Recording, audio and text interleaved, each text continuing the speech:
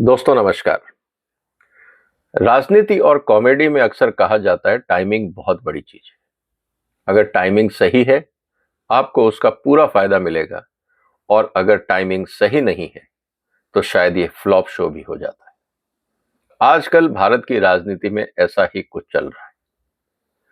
अचानक कई सालों बाद हमने भारत रत्न की घोषणा देखी, और वो भी ऐसे व्यक्ति के लिए जिसका फिलहाल जनमानस में या जन चेतना में कोई चर्चा नहीं हो रही थी। ना अखबार उसके बारे में लिख रहा था, ना संसद में उसके बारे में चर्चा हुई, ना कहीं से कोई डिमांड उठती हुई दिखी। लेकिन अचानक भारत रत्न की घोषणा हुई बिहार के भूतपूर्व मुख्यमंत्री कर्पूरी ठाकुर जी के लिए। उनको जननायक भी कहा जाता है। 4 महत्वपूर्ण काम उन्होंने अपने कार्यकाल में किए।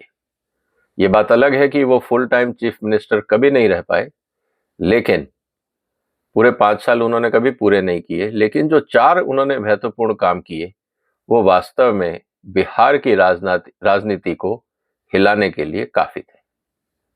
पहला काम, नशाबंदी। उन्होंने बिहार में सबसे पहले नशाबंदी लागू करी। दूसरा, हायर सेकेंडरी और सेकेंडरी क्लासेस के ऊपर जो मैंडेटरी इंग्लिश का कोर्स था उसको खत्म किया। उनका ये मानना था कि शायद गांव के बच्चे इसलिए अच्छे नंबर नहीं ला पाते, इसलिए आगे नहीं बढ़ पाते, क्योंकि इंग्लिश के कारण कहीं ना कहीं वो पीछे रह जाते हैं। और इसीलिए उन्होंने इंग्लिश सब्जेक्ट जो मैंडेटरी हुआ करता था सेकेंडरी स्कूल में, उसको खत्म कर दिया। तीसरा उनका जो फॉर्मूला था वो था रिजर्वेशन का फॉर्मूला। बैकवर्ड क्लासेस के लिए तो रिजर्वेशन थी, लेकिन इकोनॉमिकली बैकवर्ड क्लासेस के लिए भी उन्होंने रिजर्वेशन का प्रावधान किया। और चौथा मुद्दा जो सबसे था वो था लैंड डिस्ट्रीब्यूशन। जमींदारों से लेके जो दलित ओबीसी थे उनमें जमीनों का बंटवारा करना। इसीलिए उनको जन नायक के रूप में जाना जाता है। और उसके बाद बिहार सरकार ने काफी उनके नाम पे स्कूल बनवाए, उनके नाम पे काफी मूर्तियां लगवाई गई और काफी प्रोग्राम किए गए। लेकिन अचानक भारत रत्न की घोषणा से मुझे लगता है बिहार की राजनीति में एक सन्नाटा छा गया। मैं सन्नाटा इसलिए बोल रहा हूं दोस्तों, क्योंकि बिहार की राजनीति मोदी साहब की कट्टर विरोधी रही है। उदाहरण के लिए जो वहां पे इस समय सत्तारूढ़ दल है, नीतीश कुमार जी और लालू जी का जो कॉम्बिनेशन है, दोनों के दोनों अपने को मोदी का घोर विरोधी मानते हैं। अक्सर उन्होंने मोदी को और बीजेपी को क्रिटिसाइज किया है उनकी हिंदुत्व पॉलिसी को लेकर, और ये उनकी मजबूरी भी थी। उनकी मजबूरी थी क्योंकि जो माइनॉरिटी वोट्स हैं वो उनके लिए बहुत इंपॉर्टेंट है। बिहार की राजनीति में ओबीसी का कार्ड भी बहुत इंपॉर्टेंट है। इस बात को आपको याद रखना होगा कि कर्पूरी ठाकुर एक ओबीसी कैटेगरी से आते थे, और पिछले दिनों जिस तरह से राहुल गांधी ने मोदी सरकार को ओबीसी के नाम पे घेरने की कोशिश करी, उसका सीधा सीधा रास्ता जाता था 2024 के इलेक्शन की तरफ। क्योंकि हिंदुस्तान में OBC vote across the party line, across the states, across the religion, OBC काफी है।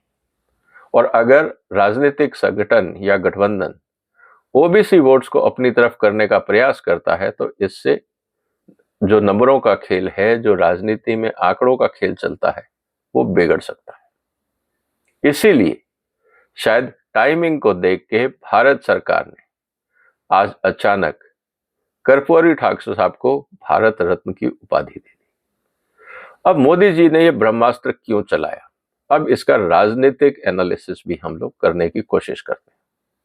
पहला, जैसा मैंने कहा कि ओबीसी वोट भारत की राजनीति में बहुत इंपॉर्टेंट है।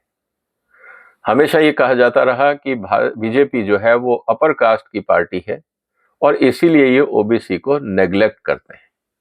लेकिन ओबीसी को भारत रत्न देकर मोदी साहब ने इस बात को हमेशा के लिए धराशायी कर दिया कि बीजेपी सरकार ओबीसी का समर्थन नहीं करती है। अब वो इलेक्शन में ये जाके कह सकते हैं कि कांग्रेस ने कर्पूरी ठाकुर को इग्नोर किया। इसलिए बिहार की जनता को यह समझना चाहिए कि बीजेपी ओबीसी का समर्थन करती है, ओबीसी का भला चाहती है, और इसीलिए हमने एक ओबीसी नेता को, जो बिहार के भूतपूर्व मुख्यमंत्री हैं, उनको भारत रत्न की उपाधि दी। निश्चित रूप से ये एक बहुत पावरफुल मैसेज जाएगा। दूसरी तरफ अक्सर राहुल गांधी अपनी रैलियों में यह कहते रहे हैं कि बीजेपी ओबीसी का ध्यान नहीं रखती है, ओबीसी के खिलाफ है, ओबीसी से नफरत करते हैं क्योंकि ये अपर कास्ट की पार्टी है। इस एक एक्शन से राहुल गांधी के आर्ग्यूमेंट को भी बीजेपी ने समाप्त कर दिया। तीसरा, बीजेपी को बिहार में एंट्री चाहिए। यूपी के बाद और बंगाल के बाद सबसे ज्यादा अगर कहीं लोकसभा की नॉर्थ इंडिया में सीटें हैं तो वो है बिहार, और बिहार काफी महत्वपूर्ण भी है। लेकिन अभी तक बीजेपी बिहार में सत्ता में नहीं आ पाई।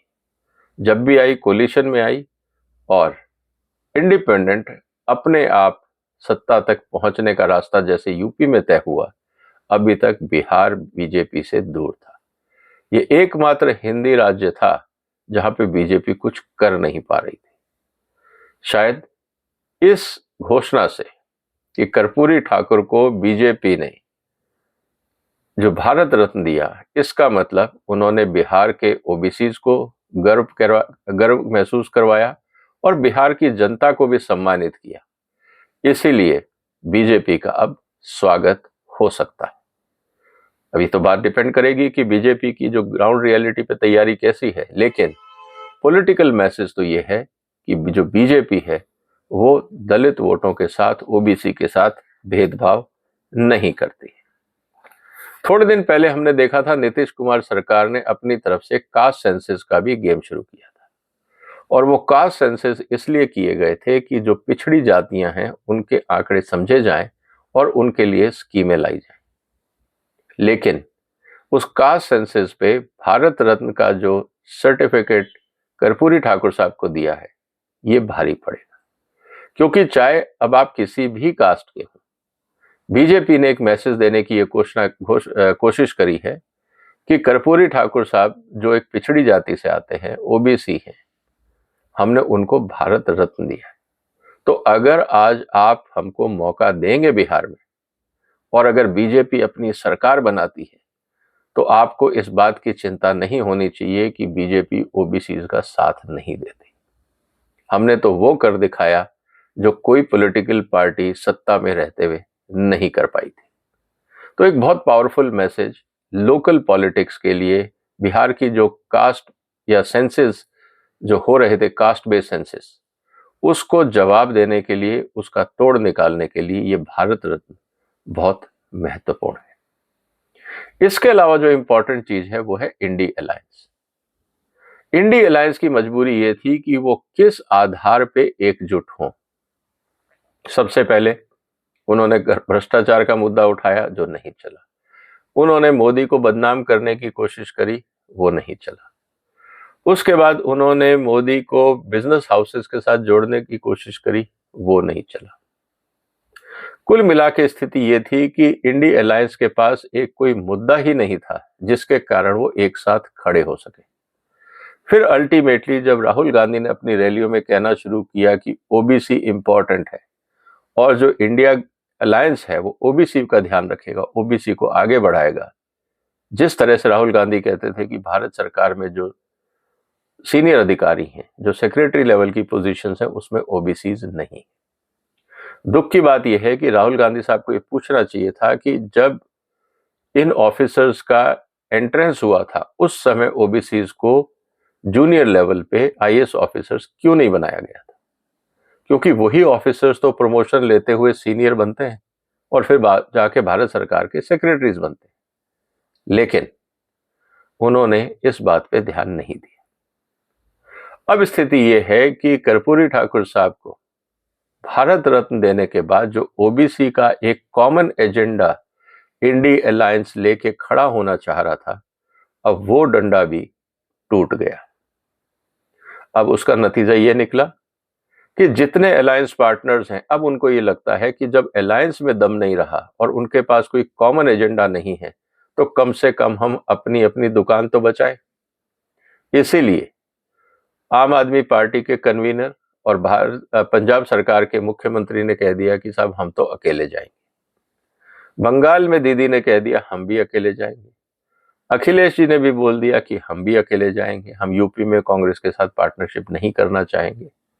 इसी तरह से डीएमके ने भी बोल दिया, टीआरएस पहले ही नहीं था, और बाकी जो पार्टियां हैं रीजनल पार्टी से वो नहीं चाहती कि अपने हिस्से की सीटें अलायंस पार्टनर्स को दी जाए, क्योंकि अगर अलायंस पार्टनर्स को वो सीटें देंगे तो इसका मतलब ये है कि अपने कॉम्पिटिटर को आप एकोमोडेट कर रहे हो, जो आने वाले विधानसभा के लिए घातक हो सकता है।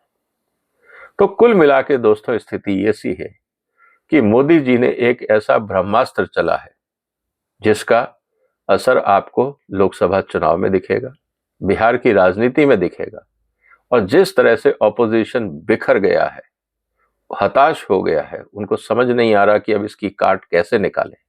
ना वो इस डिसीजन को क्रिटिसाइज कर सकते हैं और ना इसको एप्रिशिएट कर सकते हैं। तो एक तरफ कुआं है, दूसरी तरफ खाई है। अगर वो क्रिटिसाइज करते हैं तो बीजेपी को मौका मिल जाए ये कहने का कि देखिए हमने ओबीसी लीडर को भारत रत्न दिया, बाकी ऑपोजिशंस खुश नहीं है। तो एक खतरनाक गलत मैसेज ऑपोजिशन के लिए जाएगा, इसीलिए ऑपोजिशन बच रहा है। तारीफ इसलिए नहीं कर सकते क्योंकि इसका क्रेडिट भी बीजेपी लेगी कि देखिए हम ओबीसी के साथ हैं। अब ये विपक्ष भी मानने को तैयार है कि भारत रत्न अगर ओबीसी को किसी ने दिलवाया तो वो बीजेपी थी। इंटरेस्टिंग गेम है। टाइमिंग इंपॉर्टेंट है क्योंकि चुनाव में अब शायद 100 दिन रह गए हैं जब चुनाव प्रक्रिया शुरू हो जाएगी। अब देखना यह है कि आने वाले दिनों में इस घोषणा का क्या असर होता है। आपका क्या विचार है दोस्तों? क्या कर्पूरी ठाकुर जी को भारत रत्न देने से भारत की राजनीति में कोई फर्क आएगा? क्या बिहार की राजनीति में कोई फर्क आएगा? क्या बीजेपी बिहार में अपनी सरकार बना पाएगी? आपको क्या लगता है? अपने जवाब कमेंट बॉक्स में लिखिए। फिर मुलाकात होगी एक और महत्वपूर्ण मुद्दे के साथ। तब तक आप इस वीडियो को शेयर कर सकते हैं, इस चैनल को सब्सक्राइब कर सकते हैं। अपना ध्यान रखिएगा। वंदे मातरम।